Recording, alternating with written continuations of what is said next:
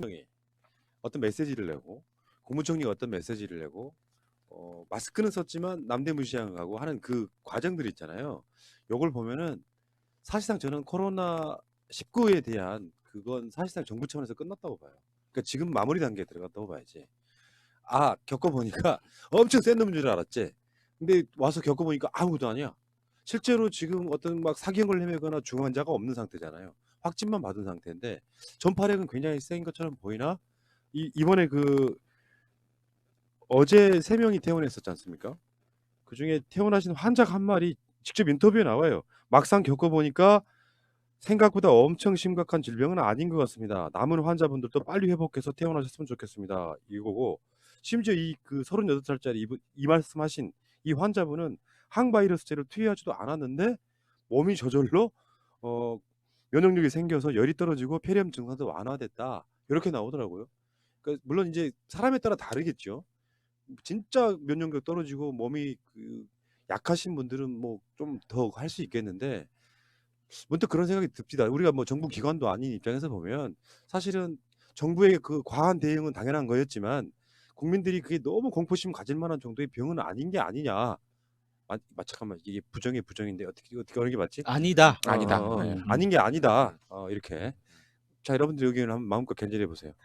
일단 뭐 의사 입장에서 여러 번 이야기했지만 사망률이 0.18% 제가 저번에 소개를 했는데 그나마도 더 내려가서 0.16%가 됐어요. 그래서 지금 뭐 사실 이게 메르스도 그렇고 사스도 그렇고 신종 독감도 그랬지만 독감의 양태에서 크게 벗어나진 않아요. 바이러스성 질환이라는 게. 그리고 이 지금 이 코로나 19 같은 경우에도 처음 이제 발병해서 혼란기를 지나면서는 빠른 속도로 그렇게 치명률이 높지도 않고 이렇게 독한 질병도 아니라는 거는 알려졌었어요. 이미 알려졌었는데 이제 우리나라 정부적 차원에서는 그거를 빨리 이렇게 공식적으로 내보내기는 어려운 상황이었고 이제야 비로소 이제 질환을 가졌던 사람들도 빠른 속도로 회복이 되고 있고 그리고 그 사람들의 경과 같은 걸 관찰했을 때 특별하게 문제가 없이 다들 좋아지고 있는 양상이기 때문에 당연한 이야기인데 너무 늦게 알려진 게 아닌가 좀 그런 생각이 듭니다. 그럼에도 불구하고 그러니까 질병관리본부 그리고 식약처가 정말 훌륭하게 대응하고 있다고 느낄 수 있는 게 그 진단시약 있죠. 그 코젠바이오라는 회사에서 얼마 전에 그 진단시약 개발해가지고 그 긴급 승인을 냈잖아요. 이번에 이제 두 번째 진단시약을 다른 제품으로 두 번째 진단시약을 개발한 걸 다시 긴급 승인을 내서 계속 추가 생산을 하고 있대요.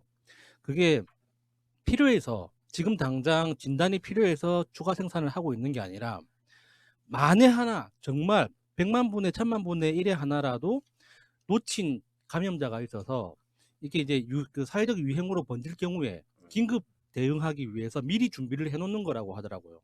그 이야기를 듣는 순간 와 진짜 짱이다. 이게 비용으로 보면 이명박이나 박근혜 정부의 그런 시각으로 보면 지금 당장 쓸 것도 아닌데 왜 그런 돈을 쓰느냐 이 논리면 그 끝이거든요. 맞죠. 근데 지금 당장 쓸 일이 없어도 만에 하나 필요하다면 이건 긴급 대응을 해야 되는 거기 때문에 생산을 해놓는다. 박수 보냅니다. 저도 그 저번 주하고 이번 주 원래 달라진 게 뭐냐면 저번 주에는 제 옆자리에 사람이 없었어요. 이번 주에는 제 옆자리에 사람이 있었어요. 저는 뭡니까? 아니 KTX 타고 오는데 그러니까 지금 보니 예전에 좀 빈자리가 있었는데 지금은 이게 채워진다는 거죠. 사람들이 심리적 불안감도 많이 해소되고 안정기가 오는 것 같고 제가 보니까 인도는 그 환자가 없다고 하더라고요. 인도는 더워가지고 맞나요? 바이러스는 더위에 약하다고 하는 거 말이 있어가지고 이제 좀 더 더워지면 이제는 4월달 되면 안정화되지 않을까? 제 말이 맞나요, 의사님? 더위에 잘 크는 게 있고 추위에 잘 크는 게 있고 하는데 환경이 맞지 않는 거죠. 그런 말도 있어요. 인도는 너무 더러워서 바이러스가 못 전한다는 말도 있어요.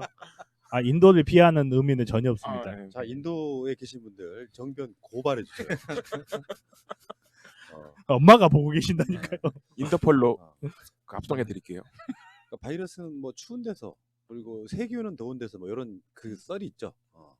자, 어쨌건 이게 심각한 병은 아니었다라고 지금 이야기가 나오고 있고요. 그러니까 이 정도는 사실 아니었다. 다만 우리가 확인한 건 있지. 대한민국 정부의 대응 능력. 요건 분명히 확인을 했고요. 그러니까 어떤 게 와도 전 세계적으로 이런 방역에 있어 가지고 그 대통령의 어떤 마인드와 그리고 어떤 시스템이 점점 좋아질 가능성이 높아요. 근데 여기서 정권이 바뀌면 또 후퇴한다는 사실을 꼭 기억들 하시기 바라겠고요. 제가 그 와중에 어. 중앙일보 사설 하나 소개해 드릴게요. 2월 7일 사설인데요. 뭐 다 읽어드릴 필요 없고 맨 마지막 줄만 제가 읽어드릴게요. 6일 오전 일본은 요코하마 항에 들어온 크루즈선 전체를 봉쇄했다. 배 안에서 확진자가 나왔기 때문이다. 3,700여 명의 탑승객 전원을 8일간 해상 격리했다. 예방 조치는 과하다 싶을 만큼 강력해야 된다는 문 대통령의 말은 이럴 때나 쓰는 거다. 이게 우리나라 기레기들의 행태예요. 이런 씨. 어쨌든 지금 대규모 행사나 축제나 시험 이런 거 해라. 미리 그걸 하기 전에 방역 등을 좀 충분히 하면 괜찮다. 지금은 이제 대한민국 정부가 코로나를 벗어나서 경제 쪽에 지금 방점을 찍어야 되는 시점인데 계속해서 지금 공포심만을 유발하고 있는 각종 언론과 자유한국당 등에게 경고를 보냅니다. 실제로 문재인 정부 망해라 외에 어떤 의도가 있습니까? 솔직히 말씀드리면 그런 생각이 들고요. 그 문 대통령이 남대문 시장 가가지고 홍삼을 샀는데 또 홍삼은 또 우리가 그 면역력에 있어서는 대한민국 최고의 상품 아니겠습니까? 그 홍삼을 사서 본인이 드시려고 산 게 아니라 질병관리본부 직원들 격려하시겠다고 홍삼을 사셨어요. 30박스. 진짜 훌륭하시지 않아요? 박수. 천비고 사셔도 되는데. 아이 거기 남대문 시장에 있는 상가 걸 사는 거죠. 제가 예, 생각이 부족했네요. 그래서 죄송합니다. 남대문 상가 시청자분들은 천비고 사 주시고 대통령께서는 음. 남대문 시장에서 홍삼 사 주시고 스틱. 질병관리본부 격려용 홍삼 구매.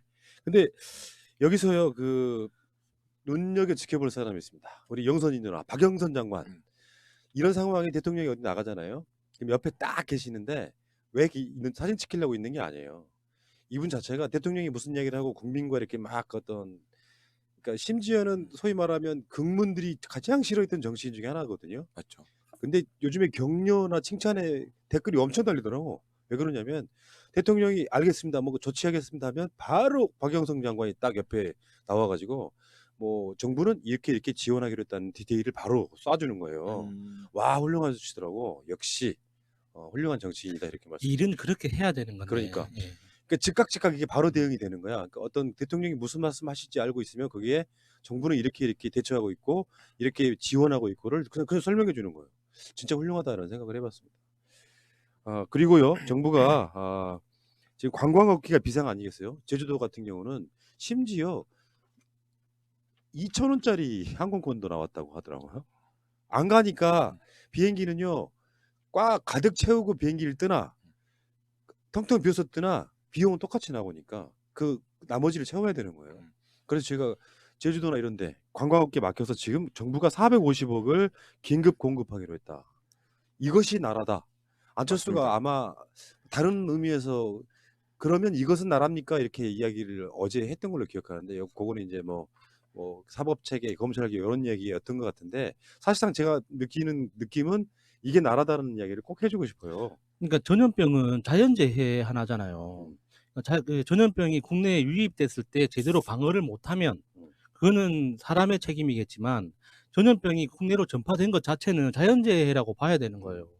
그래서 코로나19 때문에 국민들이 불안감이 많이 생겨서 이게 외출을 안 했던 건 언론 책임이잖아요. 언론이 그렇게 분위기를 띄웠잖아요. 지구가 멸망할 것처럼 뭐 사망자가 뭐 몇만 명이 몇천 명이 됐네. 그 전부 다 이게 뭐 한국에서 돌아가신 것처럼 그런 분위기를 풍긴 애들이 언론인데 그것 때문에 불안해서 외출을 자제하고 소상공인들 매출이 떨어지니까 그게 또 정부 책임인 것처럼 이런 식으로 몰고 가는 정말 깝깝한 놈들입니다. 진짜. 정말 뻔뻔해요. 네. 신기해요 보면. 그리고 지금 그 중소기업과 소상공인들에게 또 450 규모의 경영 안정자금을 13일부터 즉각 제공합니다. 그러니까 이게 정부가 기존에 해왔던 방식은 있잖아요. 이 피해를 보면 이거를 결제하는 과정을 거쳐가지고 숨 다 넘어갈 때 지원 나오고 그러잖아요. 13일부터 지금 제공하기로 했다는 거예요. 오늘이에요, 오늘. 그러니까 이런 상황이어서 250억 원을 피해를 본 중소기업 대상으로 0.5포인트 인하된 금리. 이게 2.15%더만요. 금리가 소상공인한테는 200억 지원하고 이런 방식으로 해가지고 가장 최대한 단기 빠르게 뭐 관광업계라든지 중소기업이라든지 이런데 계속해서 지금 정부가 하고 있다. 이게 나라다 이런 말씀드리고. 그러니까 이 어. 자금이 필요하신 분들은 인터넷에서 소상공인진흥원 음. 소상공인진흥원 검색하시면 각 지역별 사무소가 번호가 뜨거든요. 거기 전화하시면은 그 신청 절차가 굉장히 간단합니다. 직접 방문해서 접수를 해야 되거든요. 그래서 그 방문하시기 전에 전화 통화하시고 자격 요건이나 가지고 가야 되는 서류 확인하시고 방문하시면 바로 신청이 되니까 네. 꼭 이용하시기 바랍니다. 대통령이나 국무총리 등 하시는 것들 보세요. 사실은 코로나가 끝났다고 말을 해주고 싶은데 그렇게 할 수 없잖아요. 의사와 대통령은 그렇게 말할 수 없습니다. 마지막 순간까지 조심하라고 얘기할 수밖에 없는데 그 자체가 신종 코로나 그러니까 코로나 19는 사실상 끝났으니까 여러분들 그냥 일상으로 돌아가세요 이런 뜻에 가깝습니다. 그 뜻을 우리가 좀 새겼으면 좋겠고 뉴스도 약간 분위기가 바뀌고 있더만요. 지상파의 뉴스들을 보면은 계속해서 코로나19가 탑뉴스였고 막 꼭지가 열 몇 개 나왔었잖아요. 근데 그 타이밍에 봉준호 감독의 아카데미상 수상 소식이 상당 그 부분을 앞지르더니 지금은 앞 헤드라인이 그러니까 꼭지 첫 번째 꼭지 두 번째 꼭지 등이 계속 바뀌고 있습니다. 그래서 이 흐름은 금방 이제 줄어들지 않을까. 실제로 길거리에 가서 봐도 마스크 쓴 분들이 굉장히 많이 줄었어요. 현실적으로. 일상으로 돌아가서 경제활동 해야겠다 이런 생각이 들고요. 그리고 청와대도 그 매주 금요일 날은 중식을 식당을 닫는다고 하더라고요. 주변에 나가서 먹으라. 나가서 먹으라. 금요일 날은 다. 음. 근데 청와대 상당히 많은 인력이 있잖아요. 그 지역 경제 활성화를 해서 대통령께서 그렇게 예. 지시를 했다고 합니다. 자, 그리고 코로나 19 이게 19라고도 있고 19라고도 있고 그러던데 어느 게 맞아?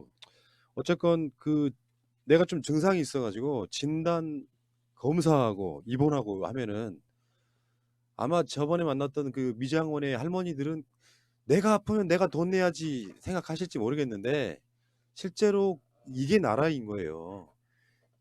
증상이 있어. 이게 전염병이야. 국가적 차원에서 이 상황이 벌어지면 모든 검사비, 진단비, 입원비 다 국가가 내게 돼 있는 거예요. 요런 나라 만들려고 지금까지 우리가 달려왔던 거거든요. 그러니까 내 돈 들어갈까 봐 증상이 있는데 병원도 못 가시지 말고요. 무조건 가세요. 그리고 격리 수용하잖아요. 그러면 정부 돈 나와요. 하루 인건비 계산해가지고. 격리 수용한 진짜로? 만큼 돈이 나옵니다. 와. 그러니까 이게 나라라니까?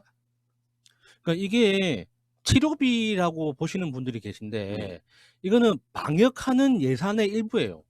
방역이 전염병에 감염된 그 환자를 내버려두면 방역을 다른 데서 100번 해봤자 무슨 의미가 있습니까? 맞습니다. 그 사람을 격리시키고 치료까지 하는 게 방역의 일부거든요.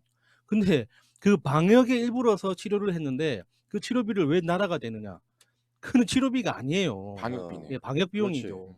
그걸 그냥 정부 돈으로 안 하고 방치를 해버리면 더 번질 수가 있는 이런 부분이 있기 때문에 다만 내가 병원에 간 김에 다른 곳에서 좀 해야겠다라고 하는 비용은 본인이 내야 돼요.